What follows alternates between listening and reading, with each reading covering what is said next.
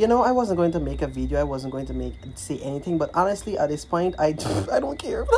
So a few days ago, I was asked to do a dance by my dance teacher, who's also the director of Juro School of Dance. Now, this is not coming from a bitter heart. This is just coming from a fed up mindset, a fed up body. Now, I respond to her and I told her I can't do it. And then she was like, oh, no. I was like, oh, God, I'm going to do it. No problem. I told her I had events coming up. I also said I won't be able to make the grand rehearsal because I have an event on that day. I have already canceled one to push in the dance, which is fine. Right after my event, I made sure I didn't have a charger. And who has me on WhatsApp know that I posted something with my charger sparking up.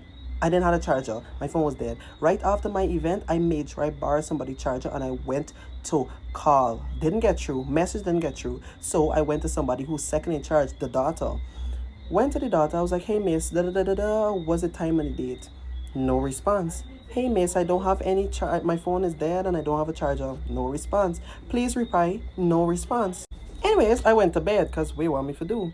I went to bed and I woke up the next day and I saw 2 missed calls and 2 messages. One message from the mother, which is the director of Juro, saying, oh, you need to be there at this time and this is the place. But it was there was 4 o'clock in the morning. I was already sleeping. My phone wasn't even in my apartment. It was at somebody else's house charging.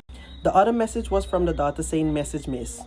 Now, if I'm asking a question, I'm messaging you because you're one, my teacher, and the second thing is you're second to the director and also in the same dance. So I just want to know where to be, where to go, and the time and these things.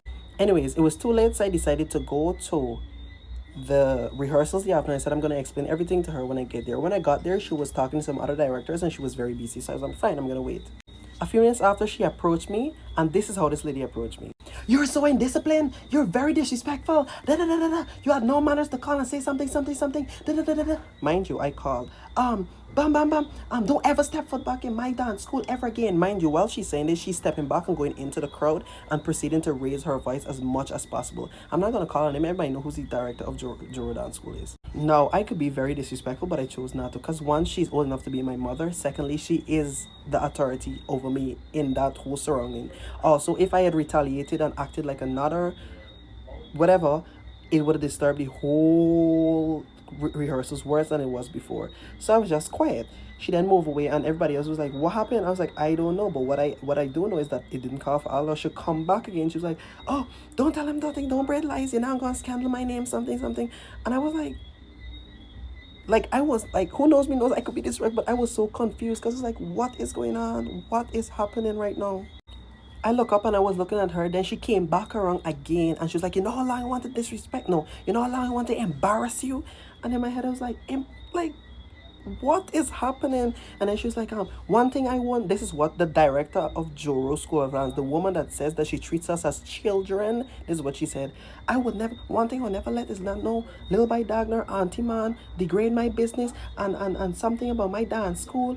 And then she sent her assistant, niece or whatever to come and was like, and asked me for all the costumes. I was like, hi. Well, she came very responsive. She was like, hi, Miss One, if you get any costume, just return all. I had already returned it, so that was not an issue. Now, this isn't the first time this lady has tried to disrespect me. I told her one time that Miss, I would not be able to, she was doing her show. I said, Miss, will not be able to attend your classes.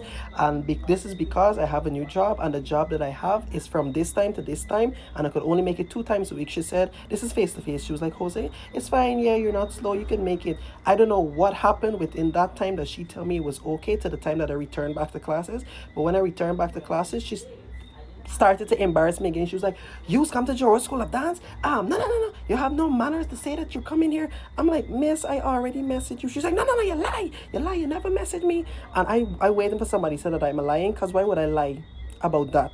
I said, Miss, I'm going to show you. I even showed about 4 persons after, because she was like, I don't want to see anything. Fine, I'm not going to force you to see something that I already said that was there. My point is, these people who we dance for, we are putting money in their pocket, and we are, without us, there's no dance, there's no performance. But at the end of the day, they have no respect for anybody. And this is why there are students who are falling out of dancing, who do not pursue their passion in dancing or anything because of the way that they're being treated. And then when you say something or when you talk for your rights, you hear you're disrespectful. Now, what I did, I stayed quiet throughout the whole everything, and I said nothing. I waited until I went home. I allowed her to carry on talking about degrading your business. You're degrading yourself the way you acting like that. Nobody said that. Nobody stood up for me. Everybody was just saying quiet, just because if I retaliate, it would give her more response to proceed. Whatever. When I went home, I messaged. I was like, "Hey, miss, I won't be able to." No, I said, "Hey, miss, I'm so disappointed in the way that you handle things as a role model and somebody I look up to. I expected you to handle it in a different way, whatever the case may be." She sent a message. Oh, this has nothing to do with role model. Your word is your bond. Your word is your bond. My word was I'm gonna be there. My intention was to be there. I messaged, no response. I messaged your daughter who keep reading the message, no response. And I'm sure the daughter didn't say, okay, mommy, Jose was they tried to mess me, but he didn't respond. Nobody says anything. That's the thing that pisses me off. And when I message the director, she always says that I never message her and I never do this and I never do that, and she tries to paint you bad. Now the reason why I'm making this video is because I don't know whatever she's saying out there, because people come in my inbox and tell me a whole bundle of nonsense when half is not even true. I did try to reach out, nobody responded. What you want me to do? Go and get some sleep. And then your exact words would be, you know how long I want to disrespect. That means it was a direct attack. You know how long I want to embarrass you. That makes no sense for somebody who stands up and say that there's a place in the world for everybody, and the world is big enough for everybody. You do not make it seem like that, because there's always an issue, and then you're never wrong. The reason why I messaged her and said, Miss, I'm disappointed in such. Now, the only reason that I waited until I got home is because I wanted to process everything to make sure, Jose, were you in the wrong? Which I was not in the wrong. How am I in the wrong? I wanted to explain that, to have a mutual conversation that I know I cannot have in person with her, because she is a person that she does not take when she's wrong. And I wouldn't have my name being scandal out there as somebody who is indisciplined. I've been nothing but respectful to this woman. I've never disrespected her in any way possible. Ask anybody. But for somebody who believes in God and preaches about God 24/7, I would like you to know that God gives and He takes. And just as how He put you on a stool to embarrass me because you have that power, He could take it away and people will be able to embarrass you in the same way. And it aches me so much, because we as performers go through a lot of stupid disrespect, uncalled for disrespect, and we can't do anything about it, because these people in power, if you do speak about something that is not too comfortable with them, you can easily be, according to them, you could be replaced, because there's how many dancers? There's a lot of dancers in Guyana. A lot. And you could easily be replaced. And then there's a lot of people in my inbox saying, but oh my God, you had to do something. She wouldn't plug out just like that. What did I do? Clearly, I didn't do anything. And then again, it was so stupid, because what I heard is that, okay, good, one of the officials from the event is what quarreled with her, or whatever the case may be, hence why she come and took out on me. I didn't know. Plus, the whole thing is, I heard that she removed me from the dance, because when I called, I was like, what is going on? Somebody was like, oh, miss, remove you from the dance long, since on the day that you didn't show up. So why is it that you would come to disrespect me, and then you didn't even give me a chance to speak? You just blurted out everything. You just continue, but this and auntie man and this and that. People